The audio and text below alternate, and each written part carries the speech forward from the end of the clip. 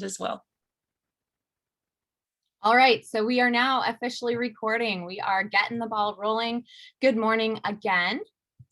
I'm going to skip to, actually, no, while I have this slide up, I do have a quick poll just to take the pulse of who we have with us today. So hopefully you're seeing this poll, and I'm curious if you are teaching or planning to teach, what grade span most interests you? Are you looking to work with the preschoolers, the TK to 2 set, 3 to 5, 6 to 8, high school? Just trying to figure out who we've got here. And if you don't know, that is totally fine. There's an option for that too. I might try to sway you toward middle school if you're here.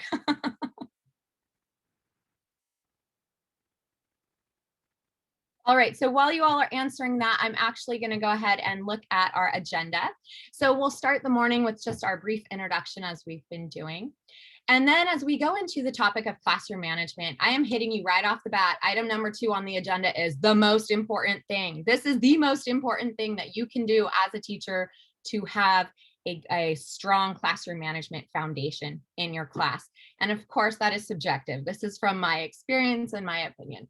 But item number 2 is the most important thing. And the rest of the session will really focus on a lot of tips and tricks that you can take to your classroom tomorrow, to your student teaching, to your field work hours. If you are volunteering, something like that, even if you have your own children, perhaps some of these things could be helpful for you. Or if you are a nanny or babysitting, in any capacity that you might be working with children, I'm hoping you'll find something today that you can take with you and put into place tomorrow.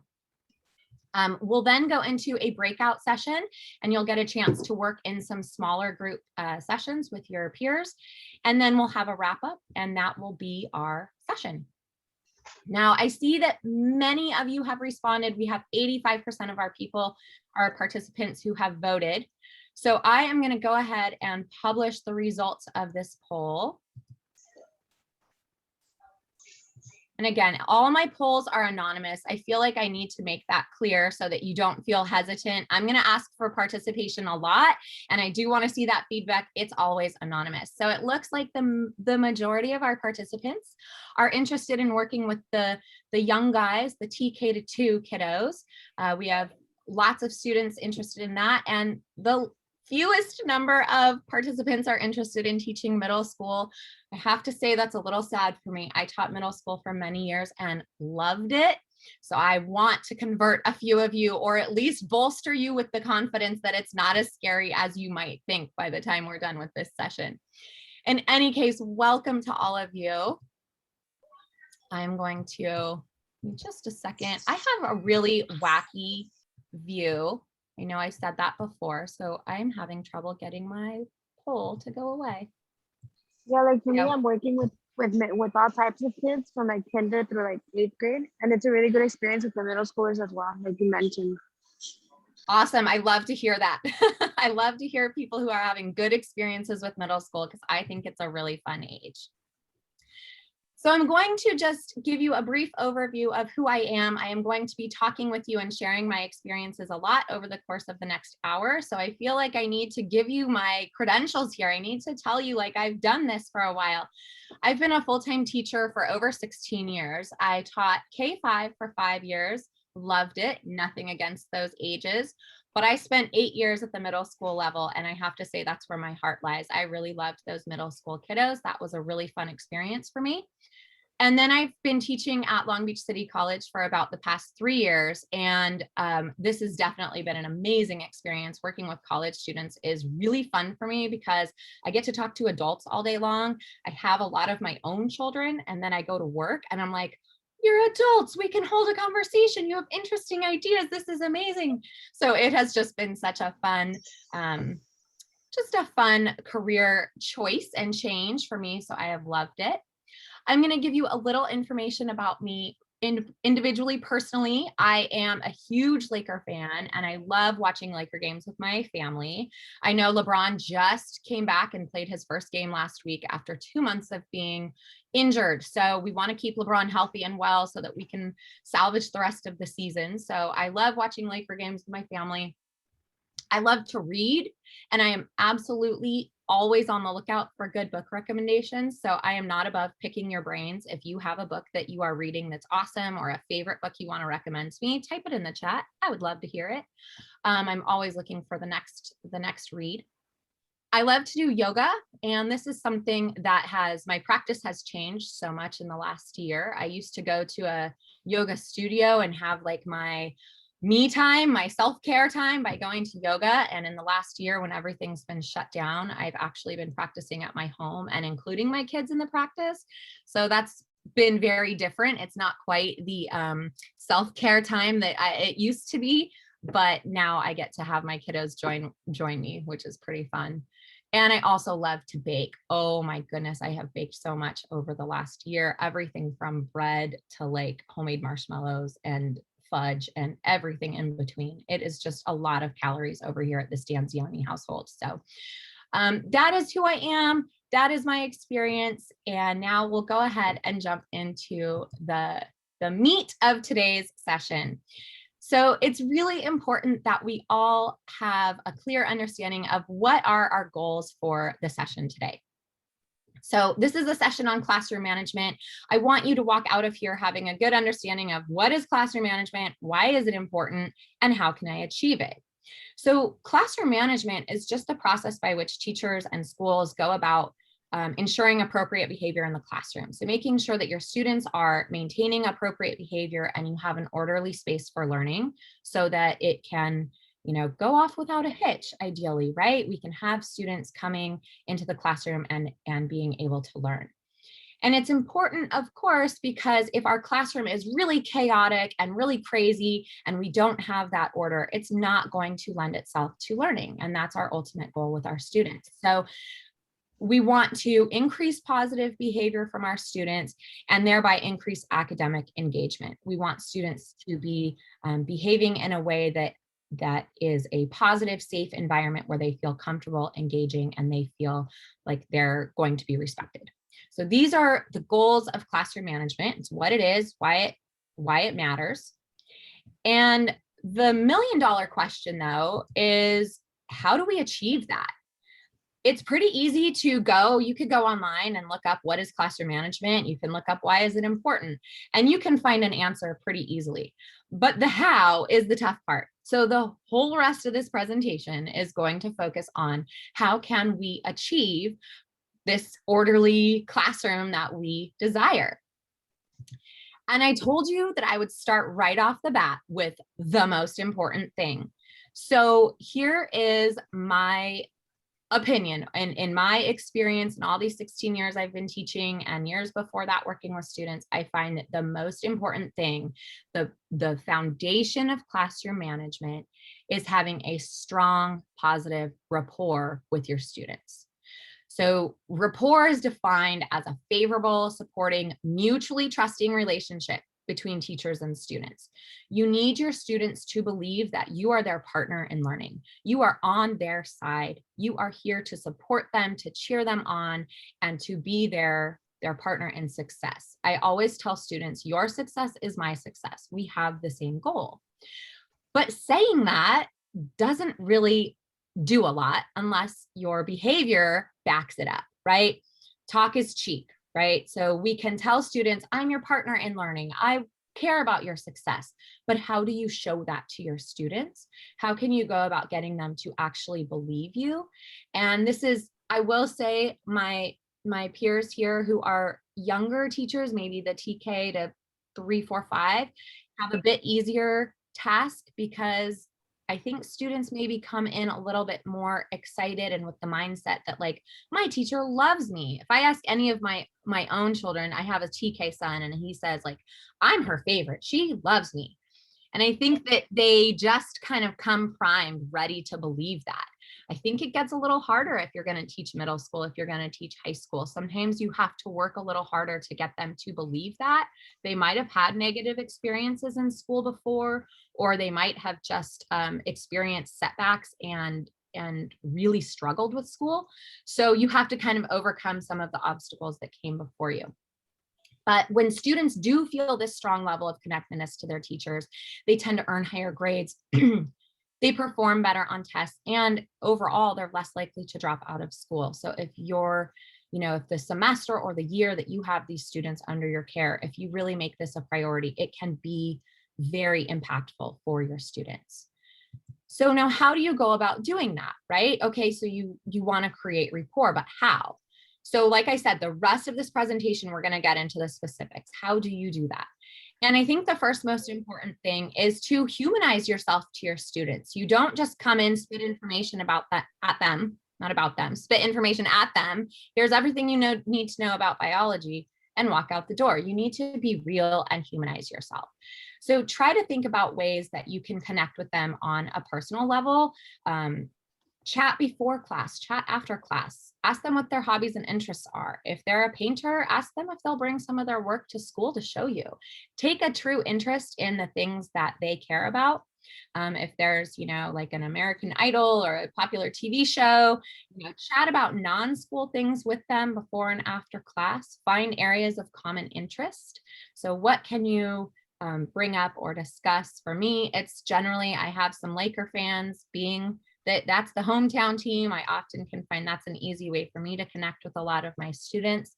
And again, this is why I spent a little bit of our time together telling you about myself personally. That was kind of modeling the strategy of try to humanize yourself. We are wanting our students to see us as three-dimensional, and we need to see them the same way. Also, when it's appropriate, try to use your own experiences from, past mistakes or past experiences that you've lived through to connect with students when it relates to class material. And if you can do so in a humorous way, bonus points, even better. So one example of this, I teach reading classes in my current position at Long Beach City College. And I'll tell my students very early on in class that when I was a student in college, my textbook was highlighted from start to finish. When I was a student, I did not know how to pull out what information is important. I didn't know how to determine the main idea versus, oh, this is just fluff, examples, extra stuff the author gives me. So I use my experiences as an example, and then it kind of lowers the stakes for them. It makes them realize, like, I struggled. I'm not going to judge them if they struggle. It makes me more approachable. It makes them more likely to come to me with questions because they know that at one point in my life, even though I'm standing in the front of the class teaching now, I haven't always had all the answers. I had to find my way and struggle through some of the same things they're experiencing. So if you can do things like that, and especially if you can use humor when you do it, I always, would make myself the butt of the joke often, or laugh at my ineptitude in certain experiences as a way to connect with students. So that is one way to build that foundation of rapport with your students. Okay, I'm going to launch my second poll now. I have a question for you. Here we go. Okay, I want you to read through the options here, and I want you to check all the options that apply. Remember, this is anonymous. Which of the following are ways to build rapport with your students? Which of the following would be things you could do as a teacher in your classroom to build rapport with your students?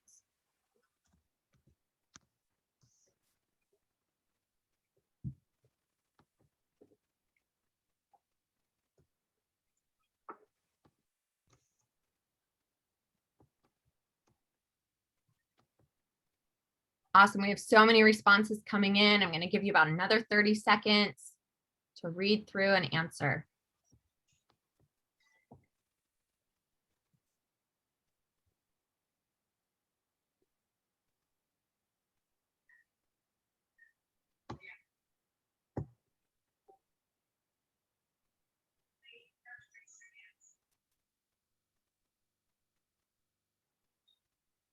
Okay, it seems to have slowed down. I'm going to go ahead and share our results. So 94% of you said take an interest in students' hobbies and interests. That is absolutely a fabulous way to build rapport with your student. But All of these are ways to build rapport with your students. If you have an open door policy and you allow students to come in and out of your classroom, you tell them they can come to you at any time with questions. You have this open door policy. They can come visit you. They can come spend time in your classroom, even outside of your class period hours. Maybe they come in after school, or they come in early when they have questions, concerns, etc. If you make yourself available to students, that goes a long way toward building rapport. Cheering your students on at school-sponsored events. If you go to their music recital and you're there clapping and cheering them on, that speaks volumes to your students that you care about them. If you're cheering them on at the school basketball game, they are really internalizing that message that, wow, my teacher cares about me. So if you show up and you cheer them on at school-sponsored events, absolutely that will build that rapport that you're looking for. And then informal conversations, chatting with students about TV shows, sports games, whatever it is, before and after class. This is another great way to build rapport. It shows, again, it humanizes you, shows you outside of just like teacher mode that you're a person and you have hobbies and interests too. You also watch, whatever I don't even know. I don't watch TV, but I watch sporting games. So whatever it is that you can connect with them about. All right, we will move on. Here is another tip for building rapport. You need to work to create a mistake-friendly classroom. And this is kind of a buzzword these days. You'll hear a lot about mistake-friendly classrooms. And I think it's really important to talk about the why behind it. When students feel safe, they're more likely to engage and take risks in the classroom. And remember, to a student, raising their hand is a risk. They might get the wrong answer. Their peers might think their answer is dumb. You might tell them they're wrong. Whatever their fears are, that is a risk for a student. So when you create a mistake-friendly classroom, you are modeling and showing with your words and with your actions that mistakes are part of learning. We expect mistakes. We want to see mistakes because that means that we're on this road to understanding. Learning does not happen in a vacuum. Nobody's perfect the first time. And if you are, share all your secrets with me because I have no idea what that must be like. So in order to create a mistake-friendly classroom, we have some if you, they will items here. So if you are teaching and bring attention to your real-time errors, to model for your students how to handle setbacks, how to handle mistakes. And if you are generous with yourself and give yourself grace, like, oh man, I always spell that word wrong, or, oh man, I can't believe I did it again. I need to remember to go back and look at that, date again, if you put the wrong date up or something. Your students will notice and they will call it out, and they will take joy and delight in calling out your mistakes. So be ready for that. Have a smile on your face when they do it. Take their point and thank them for showing you your mistake. That is laying the groundwork for a mistake-friendly classroom. Another tip is to phrase questions in a way that is non-threatening for students. So instead of saying, what's the answer for number 5? Maybe you ask students, what operations did you use in number 5? Multiplication and division and addition. So it's not necessarily did you get the right answer, but more about the process. And then verbally and non-verbally affirm your student responses. So as they're talking, you're nodding or you're smiling, you're giving them some kind of feedback, and find something to praise in their answer. Even if they give you an answer that's a little bit off base, find something in the answer to praise or acknowledge in a positive way. And then you can continue your line of questioning with another student to get the right answer.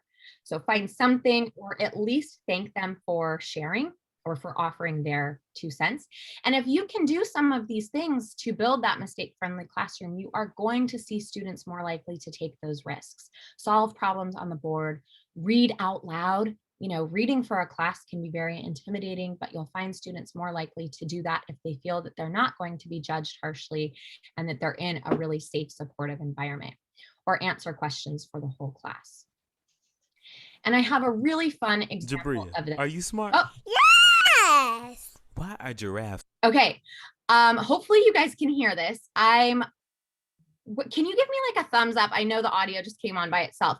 Were you guys able to hear that? I can hear it. Yes. Perfect. Great. Okay.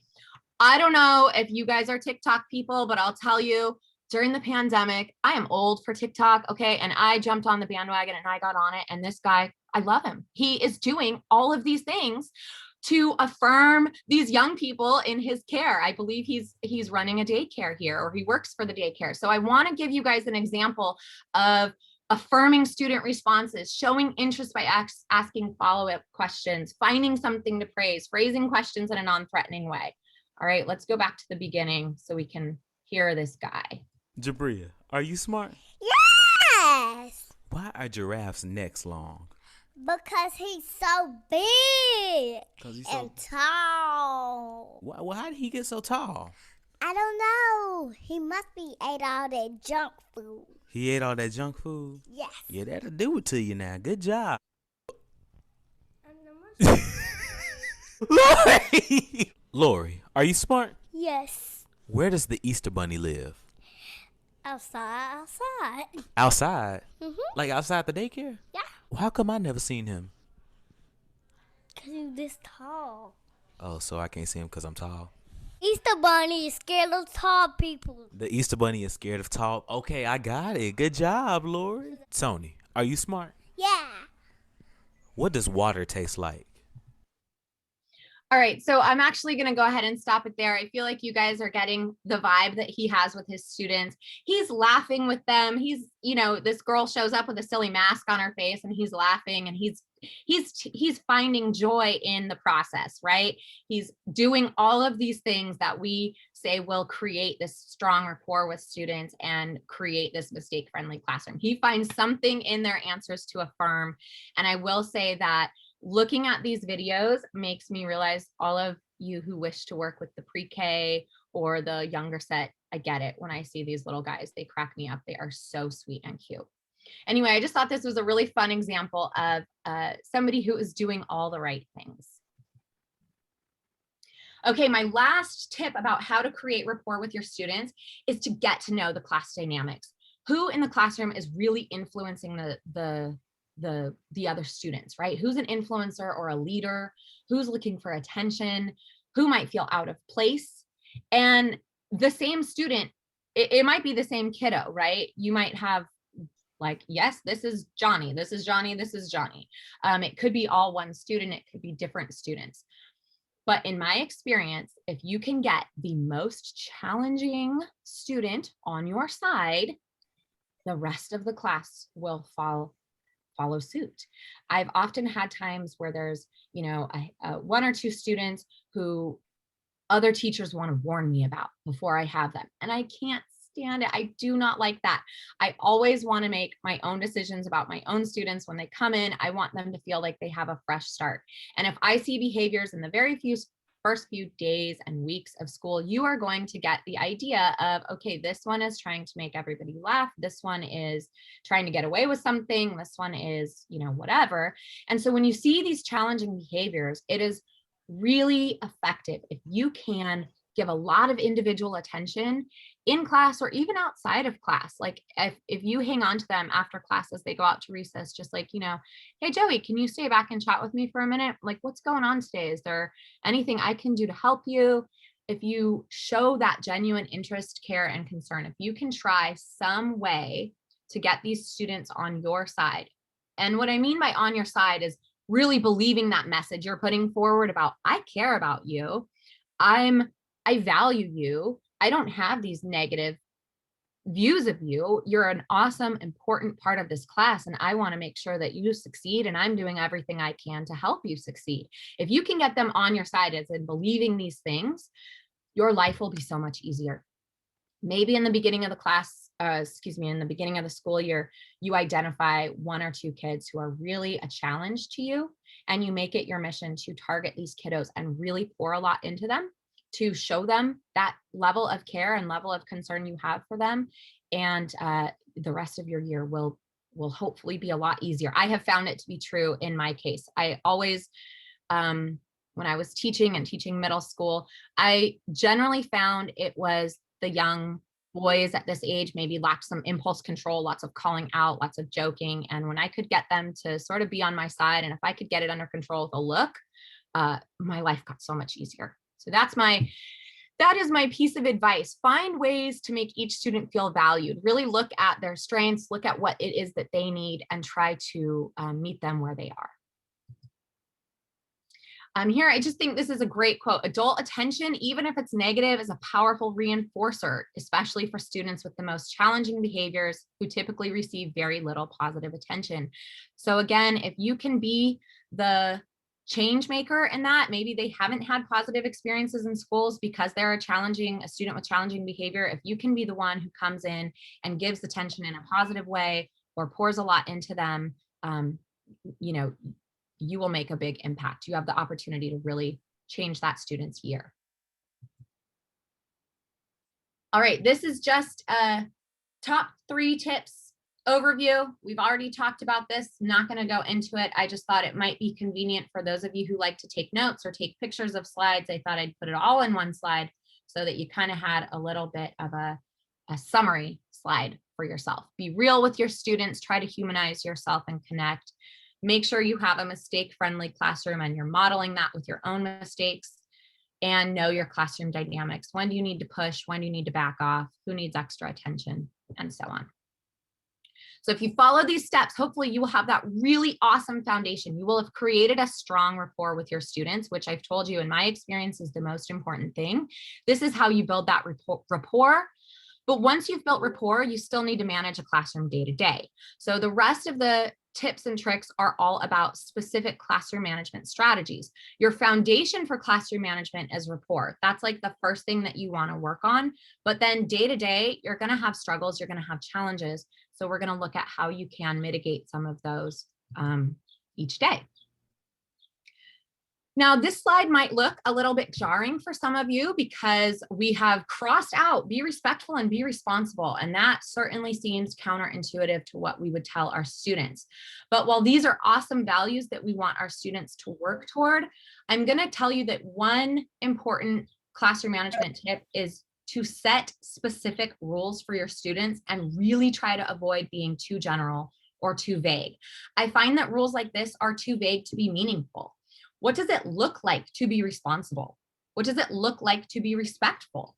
These are great ideas, but they don't give students actions that they should take or actions that they should avoid. And I'm going to give you an example from my own life here. This is actually my 3rd son, Bennett. And I took Bennett to the park. And what do parents say when they go to the park? You say, be careful. But guess what? That's meaningless. That means nothing to a 2-year-old who is climbing to the top of the slide and mommy's shouting, be careful from the bottom. I should have said, don't jump off the top of the slide, Bennett, because guess what? Be careful means nothing. Benny jumped off the top of the slide and here we are. He's got a big gash on his face that I now have to explain. Oh, when grandma saw that, let me tell you, ooh, I was in trouble. So these things that we say, be careful, be responsible, be respectful, they're great in theory, but to the younger set, to students who haven't had explicit teaching about what that looks like, it doesn't mean anything because it's just too vague. So instead of having a classroom that says, or a class rule, excuse me, a rule in your classroom that says, be prepared, you want to give students tasks or something that would read like items on a list almost that they could kind of go through and check off. So try this. These are examples for a virtual learning space, since that's where we are right now. You might have rules that say, choose a distraction-free workspace. Charge your learning device before we log into class for the day. Keep your microphone off until the teacher asks for participation. These are all ways that your students can show you that they are being prepared.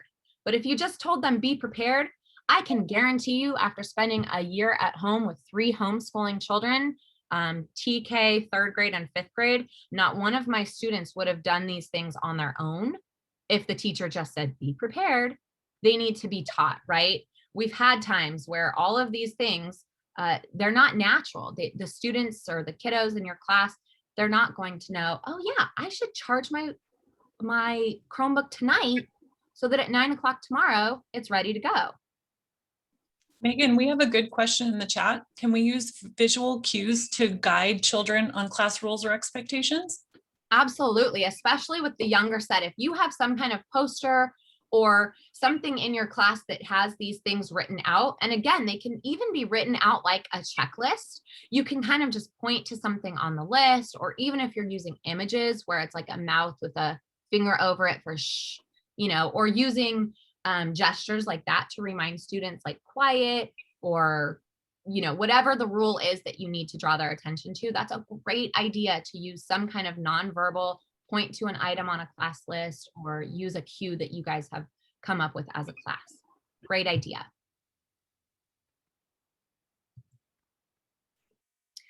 Okay, I told you I had a lot of polls. I've got another one for you. I'm going to ask you to tell me which of the following rules is too vague for students. Remember, the answers are all anonymous. Read through these class rules. Which one would you want to avoid putting on your class list?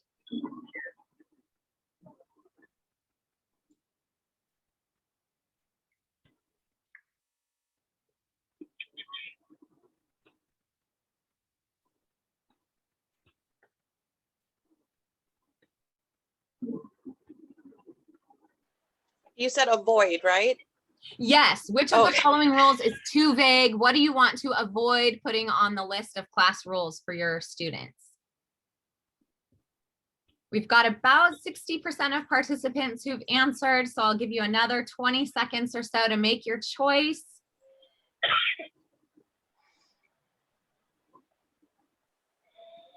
You know what I did there? I second guessed myself. And so isn't it great when we as, you know, teachers or future educators get to be on the other side? I had to join a conference recently and there were lots of polls and I was like, are my answers going to show? What if I get an answer wrong, right? And so there's that fear factor that comes in, and it really humbles us and lets us relate to what our students are going to feel. They're going to second guess themselves. They're going to be afraid of putting in the wrong answer. I'm a grown woman with a couple of degrees under my belt. And I was like, oh, but what if I get the answer wrong? You know, so it is very humbling when we are on this side of it and we can see what our students are experiencing. It's good for us. Yeah, humbling. Yes. All right, I'm going to share the results. Overwhelmingly, you decided that listen carefully was too vague for students to understand. And I agree with that, because listen carefully is something that needs to be taught. Your mouth is closed, your lips aren't moving, your eyes are on the teacher, you have your listening ears on, you're ready to hear important information. These are all the kind of teaching cues that you would give to students to explain to them what you want them to do when they are listening carefully. These other ones actually list tasks. Write your homework in your school planner. That is a task that they can accomplish. Think of it like checking an item off a list. If you're not sure, if your class rules are too vague, imagine yourself writing a to-do list. And is it an item that could be checked off? Mute yourself on Zoom until the teacher asks for participation. Yep, I can check that I am muted, and I can unmute myself when she asks or he asks for my participation.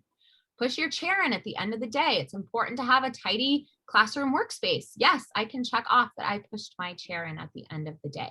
So listen carefully is, in fact, the rule that is too vague to really be meaningful.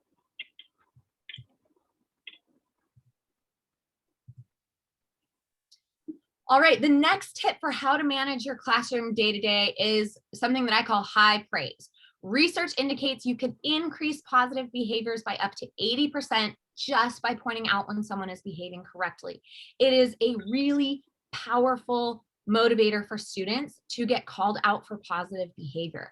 So all of the things that we're going to talk about on the next few slides are ways to use positive reinforcement and praise to manage your classroom. A really great goal to have is to think about your students having predominantly positive experiences in your classroom. And they, you know, experts or research, as you dive into it, it'll kind of recommend a 5-to-1 ratio. Your students should have 5 positive interactions for every 1 negative interaction that they have in your class or at school. So what might that look like? Positive interactions could be specific feedback as to what the student did right. So you could say, you know, Daisy, I noticed you wrote your homework down before I even gave students the reminder to do that. I am so proud that you remembered really good organization strategies in my class. Give them that specific feedback about what they did right. Another is Maybe they earn a good slip, some kind of ticket or token when they're doing something right. And this is in bold because this is a really common classroom management strategy, token economy. We'll talk about that a bit more later in the presentation. So this can be a nonverbal quick thing. You can see somebody doing something right, walk by and put a ticket on their desk, and they'll know exactly what it's for. You caught them being good. Try to catch them being good. Make that a goal. Try to find times when your students are doing the right thing and acknowledge them either verbally with that specific feedback, or even something nonverbal like just sliding a ticket on their desk or giving them a nod, a wink, something that shows them, maybe a handshake, high five. I see you. I saw that. I caught that. Good on you. Another positive interaction can be something super simple. Greet them by name. Hi, Daisy. Hi, Joey. Great to see you today. Give them a smile. Have a happy look on your face when they walk in the door. Show that you are happy to see them. That is a positive interaction. I probably don't need to spend too much time enumerating negative interactions because these are going to be the things that you expect. Correcting behavior that isn't ideal, that you don't want to see in the class. And again, that can be verbal or nonverbal. You might have to call out, Joey, stop talking to your neighbor. Or as somebody asked in the chat, can you use nonverbal ways to do that? Yep, you can make eye contact with the student and point to the rule that they need to be reminded of. A negative interaction is also ignoring student behavior, whether it's appropriate or inappropriate. If you have a student who is often off task and they're doing something right, but you kind of ignore it because you just want to get on with the lesson or get on with your, whatever you're doing, they're going to feel that. And that's going to feel negative to them. Like, well, I tried and she doesn't even care. She doesn't even notice when I'm doing something right. So that would be perceived as a negative interaction. So try to just kind of have in the back of your mind this 5-to-1 ratio. You want to have 5 positive interactions with your students for every negative interaction that you have. And this isn't easy. I'm certainly not trying to sit here and say like, oh, it's a piece of cake. I give 5 compliments to every student every day. It's not, but it's a great goal. And as long as you are working toward that and being mindful of that, you're on the right track. So I mentioned previously that a token economy is a really popular classroom management strategy that focuses on positive reinforcement. You as the teachers choose some kind of token, perhaps it's a ticket, a coin, a marble, something that indicates good behavior. And students earn these tokens when you catch them being good. Maybe they're sitting quietly in an assembly and you slide them a ticket. Maybe they turn in neat work and you give them a token, or they're sharing their materials during art class. When you catch them being good, you give them some kind of positive reinforcer. And you have a predetermined set of incentives or rewards that they can earn or buy with these tokens. And I'll give you some examples. Maybe you use tickets, and when they get 5 tickets, they can turn it in for the chance to be the line leader for the day.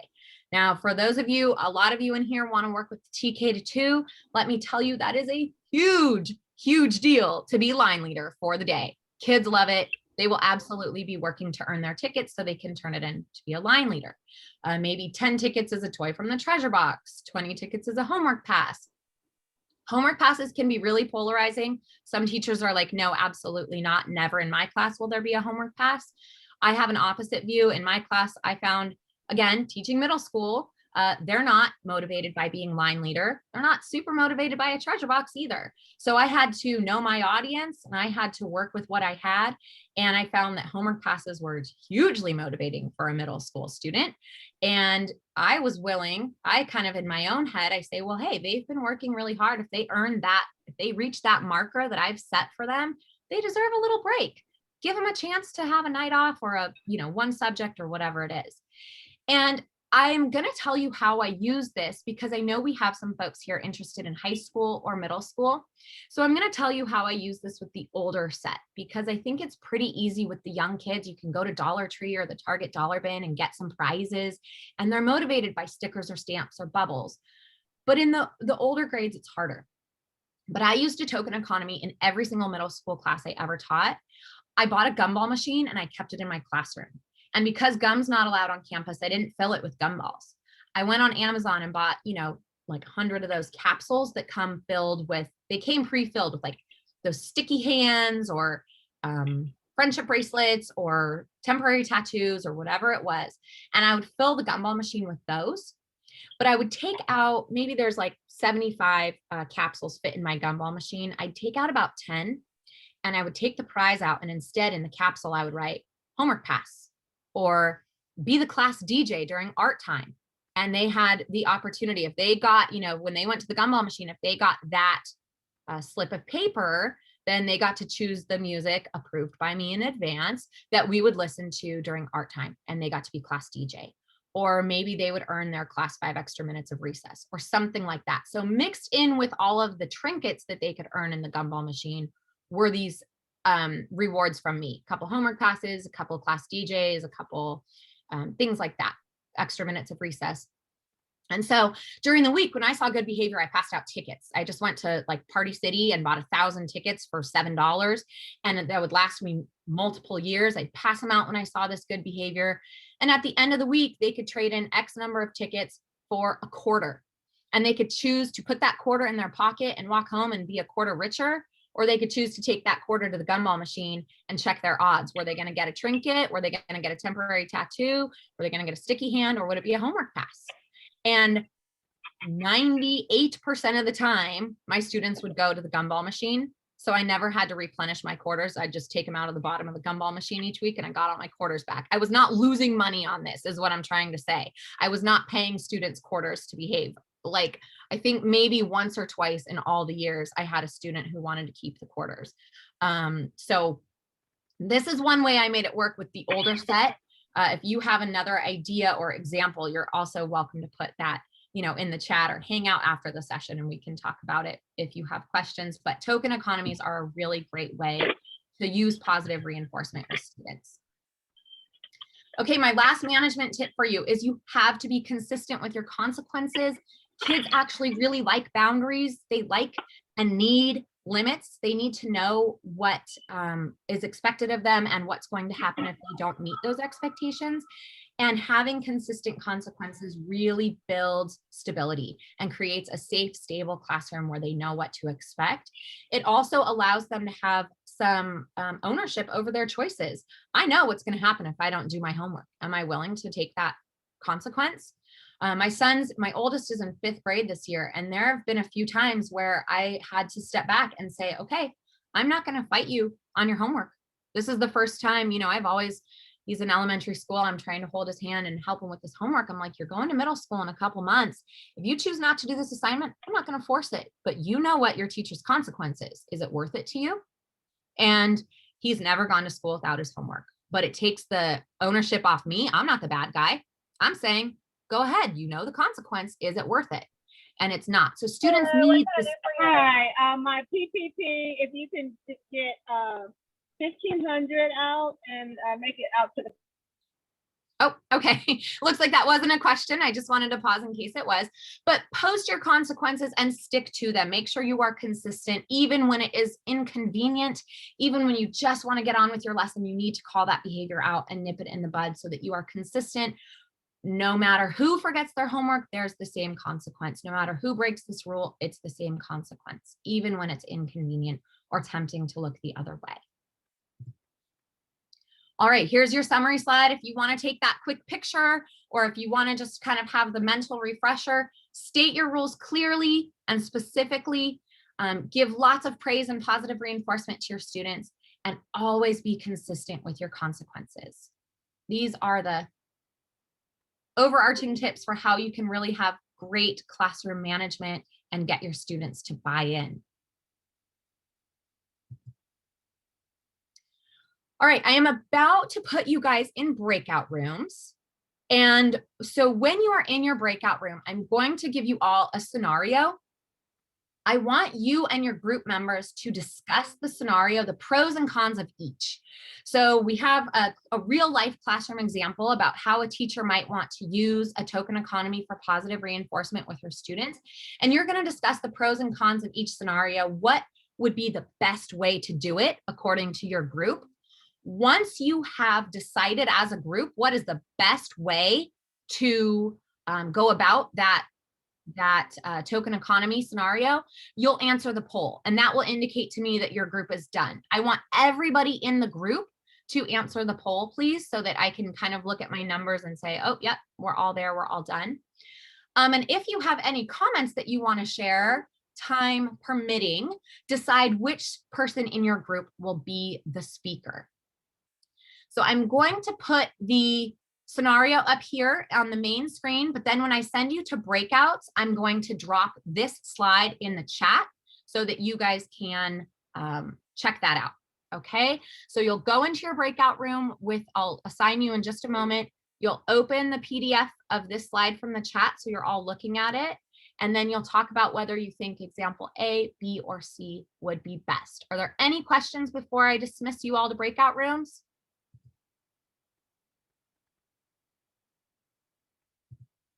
Okay, we've got, let's see, I do not know how many breakout rooms I'm allowed to have, but I'm aiming for 30. Okay, off you go, bye.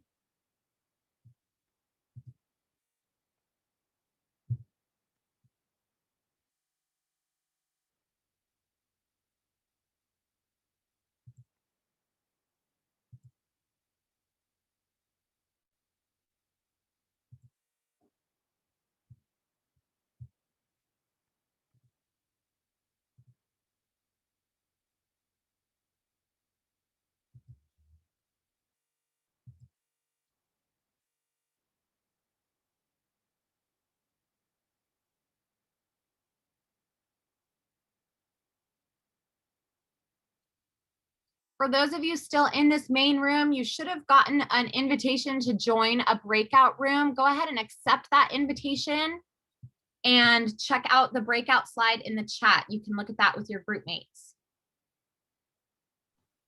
My partner left, so I came back. Uh-oh, and that's Andrea, right? Yes. Okay, Andrea, let me figure out a way to join you to another room. Hang tight while I figure this out. Okay.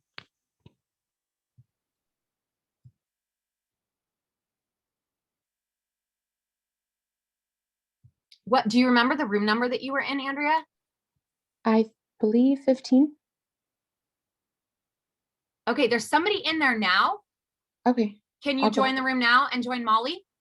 No, it does not give me an option to go back. Oh, actually, yes.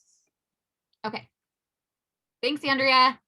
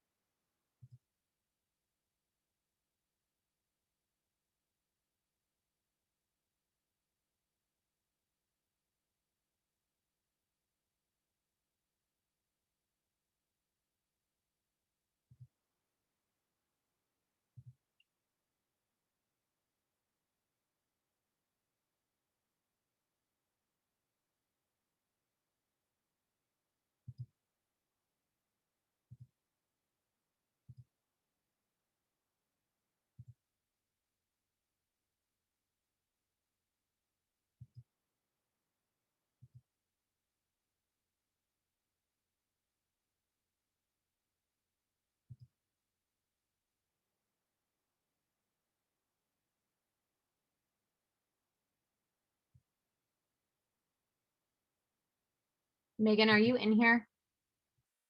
Hello.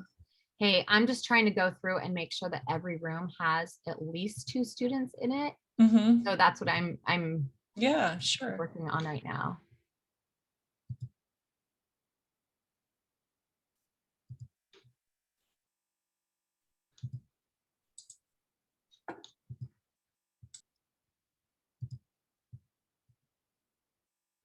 I'm guessing that the people that are still in the main room with us are choosing to think on their own about the answers. I'm guessing they are.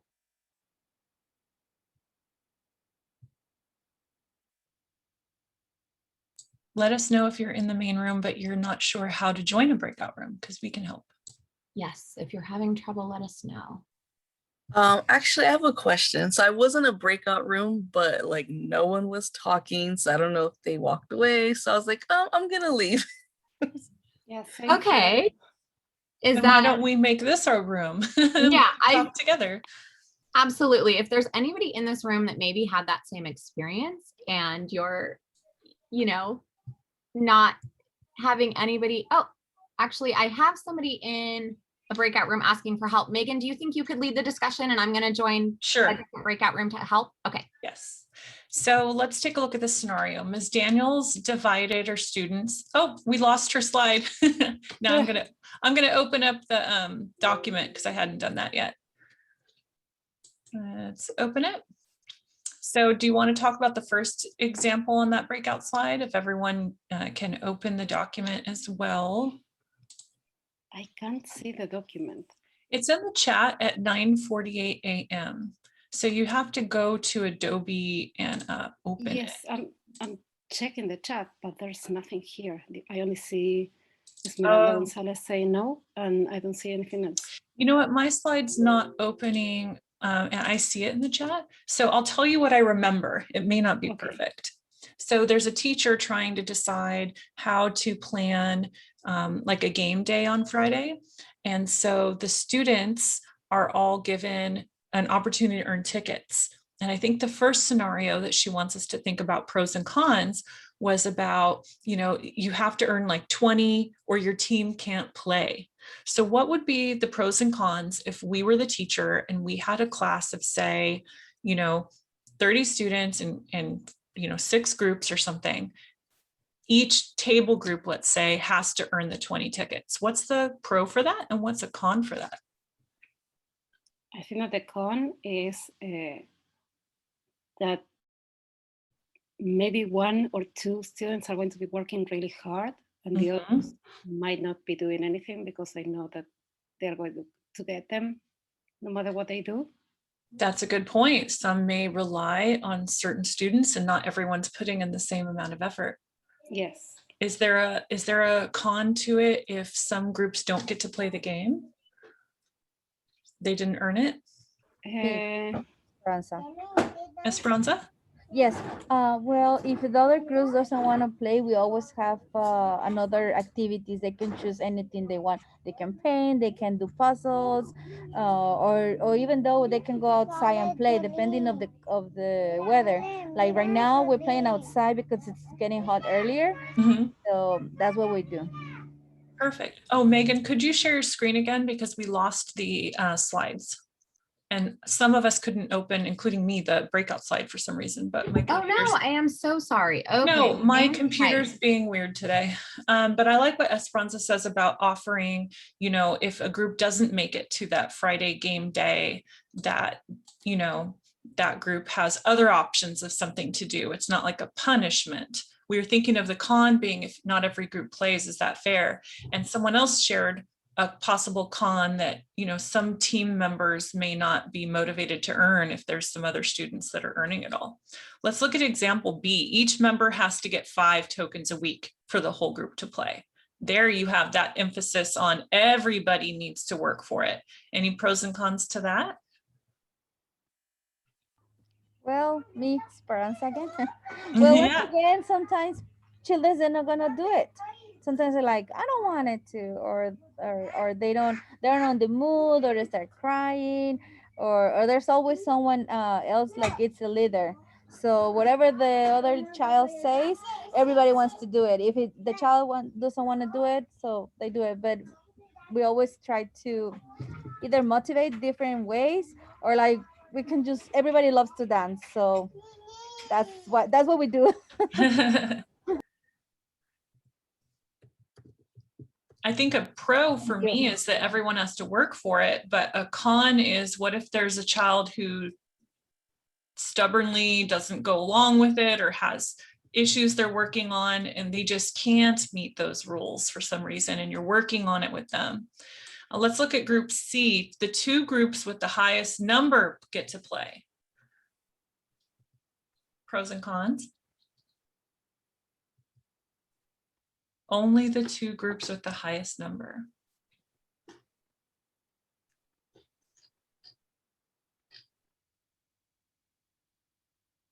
Well, we'll think on it. I know the rooms are closing, so we'll go back to being a whole group in just a minute.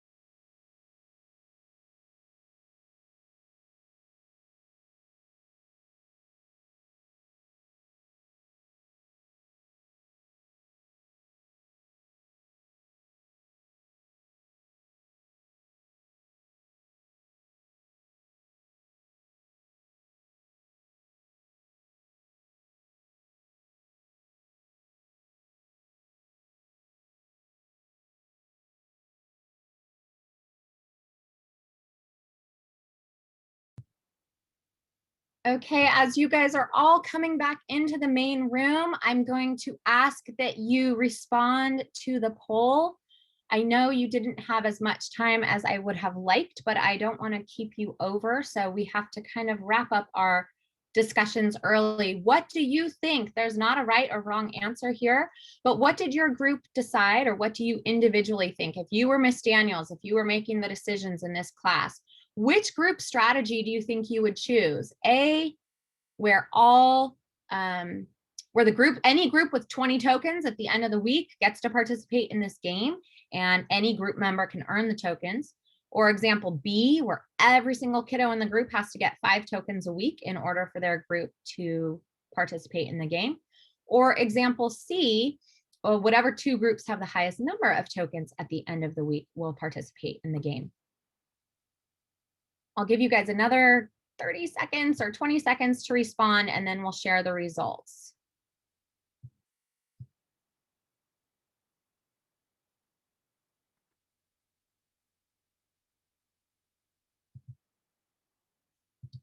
Okay, so it looks like example A was the most popular, but only slightly more popular than answer choice B, or example B, I should say.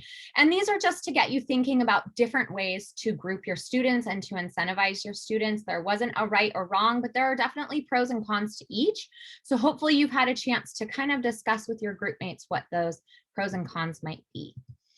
This is the end of our presentation. We are all done for the day. I am so thankful to every one of you for spending your Tuesday morning with us and joining us here at the Teach LA conference, and joining me and my colleague Megan here in the classroom management session. If you have feedback for me, if you have questions, if you have comments, I'm including my email address. You can reach out to me.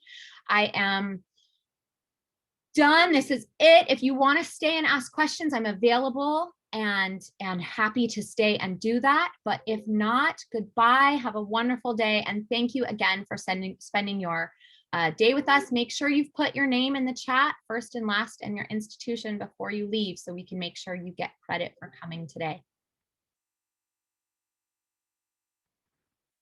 Yes, thank you everyone for joining. You did register for this, so if you're looking for a certificate, you can follow up with Megan by emailing, but we will also probably do an email to everyone registered requesting whether or not they need a certificate to prove their attendance.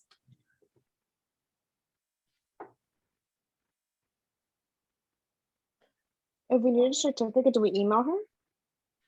I think that Megan and I will talk about how to handle it. And I think that it will probably be that we email everyone who registered, because Megan, you had the registration, which means that you'll have a master list of email addresses people used. And then we could do an email and say, please reply if you'd like it, or maybe figure it out, because they do take a lot of time to create. So we only need to give it to those who are requiring it to prove their fieldwork hours, who are doing this for the education fieldwork courses at community colleges. Okay, thank you. Thank you. Megan, fantastic. This was amazing. Awesome. What questions does anyone have before we log off? Okay. I really enjoyed the class. It was really awesome. And like I say, probably you can have a lot of strategies sometimes, like plan A, B, and C. Sometimes it works, sometimes it doesn't. So you always working around sometimes the children's, well, the not the children, but what they want or what they want to do. That's what we do here on a daycare. But thank you, I really like it. Thank you, Esperanza. Hi, my name is Marie Salas, and I am interested in special